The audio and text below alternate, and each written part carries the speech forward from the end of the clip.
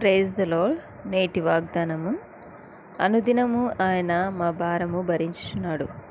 కీర్తనల గ్రంథము 68వ అధ్యాయము 19వ వచనము. మన జీవితంలో అనేక రకములైన సమస్యలను ఎదుర్కొంటూ ఉంటాం. మా జీవిత దినాలు భారంతో గడుపుచున్నాము అనుకుంటాం. ఎవరు కూడా మన భారము లేక సమస్యలను భరించుటకు ముందుకు రారు. కానీ ప్రభువైన యేసుక్రీస్తు ఈ విధంగా ఆహ్వానించున్నాడు.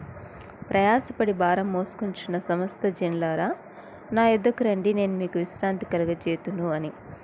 ఎవరైతే ప్రభువు నొద్దకు వస్తారో వారికి దేవుడు శాంతి సమాధానం అనుగ్రహిస్తాడు. ఎందుకంటే మన పాప భారమును యేసుక్రీస్తు ప్రభు భరించాడు. మనకు రావాల్సిన శిక్షను ఆయన అనుభవించాడు.